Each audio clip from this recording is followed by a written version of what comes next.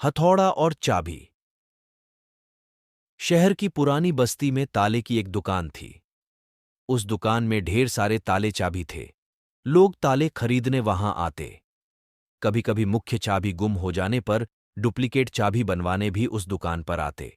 उसी दुकान में कोने में एक मजबूत हथौड़ा भी पड़ा हुआ था, जो ताला तोड़ने के काम आता था, लेकिन उसका प्रयोग कभी कभार ही होता था। कोने में पड़े पड़े हथौड़ा अक्सर सोचा करता कि मैं इतना मजबूत हूं, इतना बलशाली हूं, इसके बाद भी इतने प्रहार झेलता हूं, तभी ताले को खोल पाता हूं। लेकिन चाबी इतनी छोटी होने के बावजूद किसी भी ताले को बड़ी ही आसानी से खोल लेती है। ऐसा क्या है इस छोटी सी चाबी में? एक दिन जब दुकान बंद हुई, उसने चाबी से पूछ ही लिया, चाबी बहन, मैं बहुत दिनों से एक बात सोच रहा था, किंतु बहुत सोचने के बाद भी मैं किसी निष्कर्ष पर नहीं पहुंच पाया। क्या तुम मेरे एक सवाल का जवाब देकर मुझे निष्कर्ष तक पहुंचने में मदद कर सकती हो? पूछो भाई, बन पड़ा तो तुम्हारे सवाल का जवाब मैं तुम्हें अवश्य दूंगी।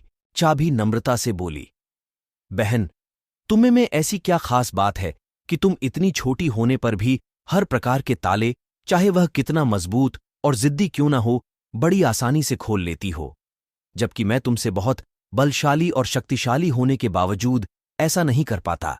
मुझसे ताला खोलने में बहुत मेहनत लगती है और कई बार प्रयास करने के बाद ही ताला टूटता है। चाबी मुस्कुराई और बोली, बहुत ही साधारण सी बात है हथौड़ा भाई।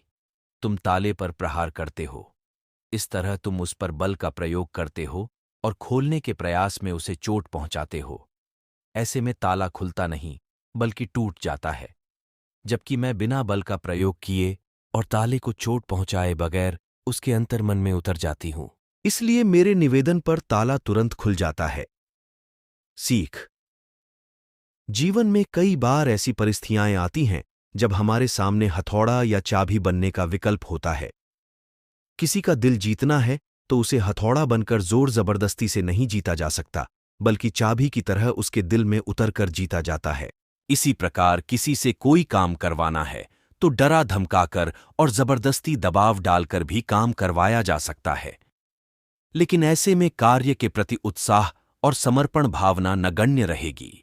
यदि किसी के दिल में कार्य के प्रति समर्पण भावना जागृत कर उसे उत्साहित कर कार्य करवाया जाए तो कार्य मन लगाकर और समर्पण से किया जाएगा और ऐसे में कार्य बेहतर होगा और परिणाम भी बेहतर प्राप्त होगा। कहानी अच्छी हो तो एक शेयर जरूर करिए।